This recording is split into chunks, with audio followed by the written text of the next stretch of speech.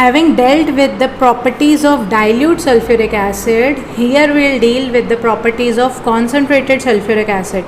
Concentrated sulfuric acid is a non-volatile acid. Non-volatile acid means it will not volatilize out, vaporize out as compared to other acids like HNO3 and HCl. Concentrated HNO3, concentrated HCl, these are highly volatile acids. They volatilize very quickly.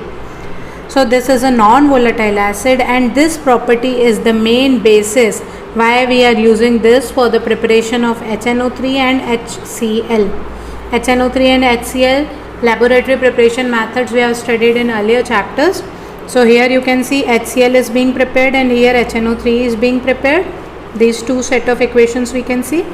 Here to prepare HCl we need any chloride salt.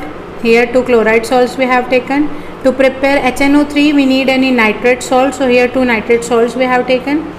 To the chloride salt and to the nitrate salts we have added concentrated sulfuric acid. You must remember that temperature should be less than 200 degrees Celsius. If it is more than 200 degrees Celsius, a hard crust will be formed and the glass apparatus may break as well. So the temperature should be less than 200 degrees Celsius. What we have taken here is a salt and we are combining an acid. What we'll get is again a salt and a acid.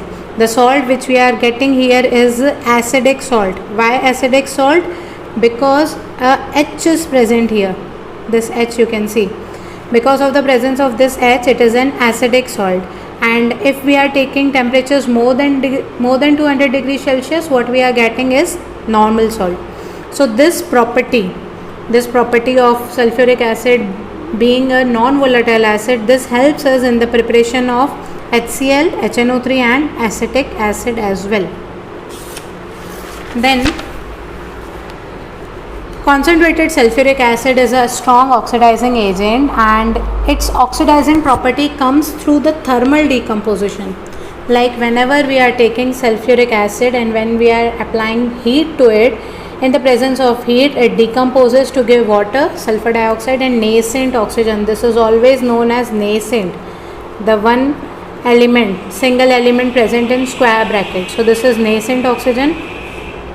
This nascent oxygen is the one which is oxidizing non-metals, metals and inorganic compounds. So here we are combining concentrated sulfuric acid with three non-metals. What we'll get is corresponding acids. So this H2SO4 will combine with carbon, will get CO2 and water. This CO2 and water is ultimately H2CO3.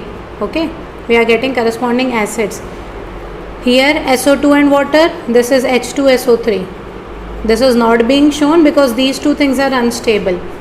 Then here phosphorus is giving us phosphoric acid, water and sulfur dioxide. Why sulfur dioxide? Because we have taken here concentrated sulfuric acid.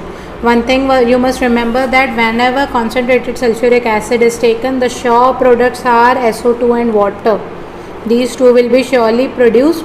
Like in the case of nitric acid we have studied, whenever we are taking concentrated nitric acid in the reactant side, in the product side will always obtain NO2 and water. Then here we will study the oxidizing property with metals. So whenever we are reacting concentrated sulfuric acid as an oxidizing agent, it will react with metals and produce the corresponding salts. So copper will give us copper sulfate, zinc will give us zinc sulfate on reacting with this, and the sure products will be SO2 and water.